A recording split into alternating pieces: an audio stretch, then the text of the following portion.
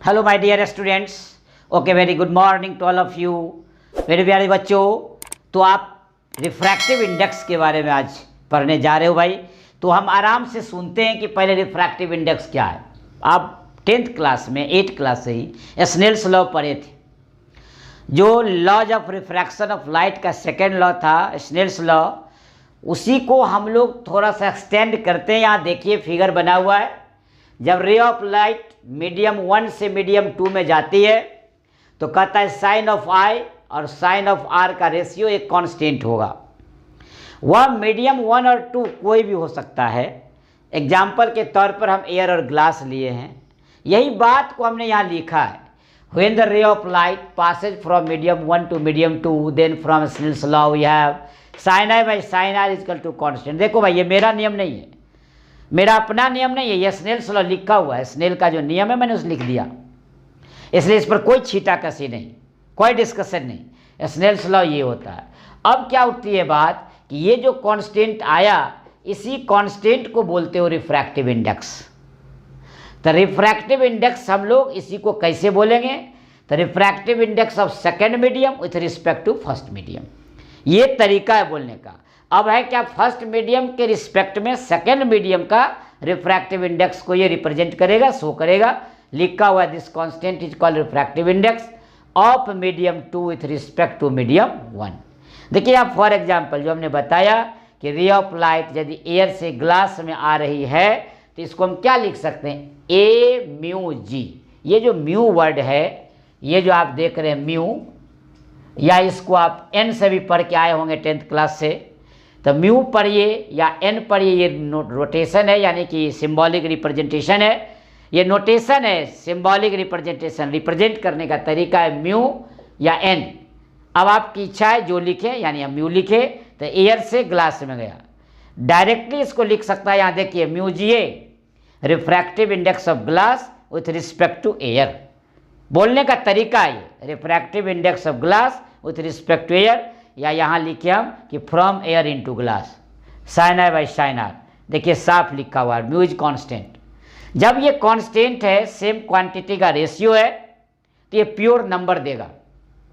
मान लीजिए यहाँ कोई एंगल 45 डिग्री हो, यहाँ एंगल 30 डिग्री हो, तो ये आई और आर तो कभी रिफ्रैक्शन के दौरान इक्वल होता नहीं है, रिफ्लेक्शन तो है नहीं है। तो इसलिए ये एंगल कुछ और हो, ये एंगल कुछ और हो, जो भी हो, लेकिन ये साइन के साथ कोई ना कोई वैल्यू देगा, ये भी कोई वैल्यू देगा, आपस में कट के किसी नंबर को रिप्रेजेंट करेगा। इसलिए हमने लिखा है refractive index is a pure number, so it has neither unit nor dimension. यानी रिफ्रैक्टिव इंडेक्स को कोई यूनिट नहीं, कोई मात्रक नहीं होता है, ये एक प्योर नंबर है, संख्या को बताता है। ये आप जो सामने देखें, ये एक जनरल कंसेप्शन है रिफ्रैक्टिव इंडेक्स का। आमतौर से हम लोग क्या करते हैं, इसको रिफ्रैक्टिव इंडेक्स को एयर या वाटर के रिस्पेक्ट में लेते हैं, या फिर एयर या फिर ग्लास के साथ लेते हैं। तो हमारा ये कहना है कभी एयर के रिस्पेक्ट में ग्लास का, कभी एयर के रिस्पेक्ट में वाटर का। आमतौर से एयर के रिफ्रैक्टिव इंडेक्स को हम लोग 1 मान लेते हैं। तो वैसी स्थिति में हम लोग क्या करते हैं कि एयर के रिस्पेक्ट में वाटर, एयर के रिस्पेक्ट में ग्लास, हो सकता है कि वैक्यूम और एयर के रिस्पेक्ट में भी रिफ्रैक्टिव इंडेक्स को डिफाइन करते हैं। तो अब हम लोग थोड़ा सा ये बताते हैं कि रिफ्रैक्टिव इंडेक्स को किन किन रूपों में हम डिफाइन कर सकते हैं। तो हम लोग रिफ्रैक्टिव इंडेक्स को जो डिफाइन करते हैं, तो डिफरेंट फॉर्म में, जैसा हम दिखाना चाहते हैं आपको कि नंबर 1 में देखिए कि refractive index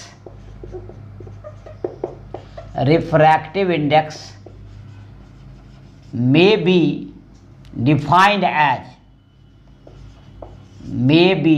defined as follows: mu is equal to c by v। ये जो देख रहे हैं आप, रिफ्रैक्टिव इंडेक्स में भी डिफाइंड एज, डिफरेंट फॉर्म में आपको दिखा रहे हैं। Mu is equal to c by v, where c क्या है, velocity of light in air और वैक्यूम है, सी। और भी क्या है, velocity of light in another medium, यानी एयर और वैक्यूम को छोड़कर कोई अनदर मीडियम। अभी आप देखें कि पहला पॉइंट हमने लिखा mu equal to c by v, जहाँ c velocity of light in air और वैक्यूम है और v velocity of light in another medium है। जब ऐसा रिफ्रैक्टिव इंडेक्स शो करेगा तो आपको हम थोड़ा सा यहाँ नॉलेज के लिए लिख देते हैं, इसको हम लोग बोलते हैं एब्सोल्यूट रिफ्रैक्टिव इंडेक्स। ये ध्यान रखेंगे, ये हायर ऑर्डर थिंकिंग के लिए है कि एब्सोल्यूट रिफ्रैक्टिव इंडेक्स क्या है। तो कुछ नया चीज़ नहीं है, आप घबराएंगे नहीं और आराम से जवाब देंगे कि एब्सोल्यूट रिफ्रैक्टिव इंडेक्स क्या है।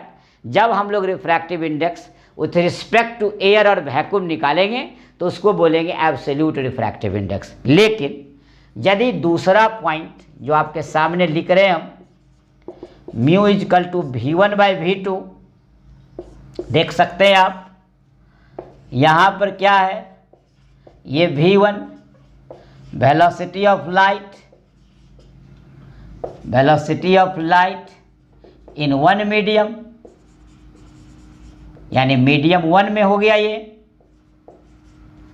और V2 जो है और velocity of light in another medium, दूसरे माध्यम में, यानी हवा को छोड़कर दोनों कोई ना कोई मीडियम है। और तब जब रेशियो निकालेंगे तो म्यू का वैल्यू देगा, यानी रिफ्रैक्टिव इंडेक्स देगा। अब जैसे हम यहाँ एयर से आप ग्लास में ले गए हैं, लेकिन यदि एयर से ग्लास में नहीं ले जाते, हम वाटर से ग्लास में ले जाते, water one medium, glass another medium other than air और वैक्यूम, इसका मतलब है कि mu equal to V1 by V2 होगा। तो ऐसे को हम लोग बोलेंगे रिलेटिव रिफ्रैक्टिव इंडेक्स। देखिए नाम आपको हम क्लियर कर देते हैं, आपका कन्फ्यूजन दूर हो रहा होगा और जो नहीं पढ़े होंगे वो पढ़ रहे हैं। ये बात एब्सोल्यूट रिफ्रैक्टिव इंडेक्स और रिलेटिव रिफ्रैक्टिव इंडेक्स अब क्लियर हो गया होगा। जब एयर और वैक्यूम के रिस्पेक्ट में निकालेंगे तो एब्सोल्यूट, अदर देन एयर और वैक्यूम रहेगा, कोई दो मीडियम ही रहेंगे, जैसे वाटर और ग्लास है, ग्लास और अल्कोहल है, ग्लास और डायमंड है, तो वैसी स्थिति में रिलेटिव उसको रिफ्रैक्टिव इंडेक्स के नाम से जानते हैं। थर्ड नंबर में देखिए, थर्ड नंबर में म्यू इक्वल टू, देखिए real thickness by apparent thickness, apparent thickness. ये आप जानते हैं तो ठीक, अन्यथा ये तो आप बहुत अच्छा से जानते होंगे। रियल डेप्थ अब बाय एपरेंट डेप्थ आपको पढ़ना है, ये आगे हम पढ़ाएंगे, आगे लेक्चर में आएगा मेरा, ये क्लियर आएगा। इसका अर्थ देखिए कि पानी के अंदर मछली रहती है, लेकिन मछुआरे को वो अपने वास्तविक गहराई से ऊपर दिखता है।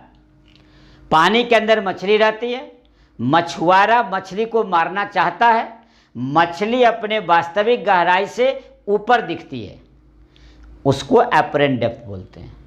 अब सोच सकते हैं आप मछुआरा कितना प्रैक्टिकली मजबूत होगा कि वहीं भेदता है जहाँ मछली रहती है। मछली भागने का प्रयास भी करती है लेकिन वो भेद आ जाता है, लेकिन कभी कभी मिस भी होता है, कोई बात नहीं है, होता रहता है सब। तो रियल और एपरेंट का मतलब यही होता है, रियल डेप्थ और एपरेंट डेप्थ। देखिएगा हम निकालेंगे फार्मूला बाद में, अभी आप परिभाषा जान रहे हैं तो म्यू का डिफिनीशन ये भी हो गया, real thickness by apparent thickness या फिर real depth by apparent depth. Number 3 था ये।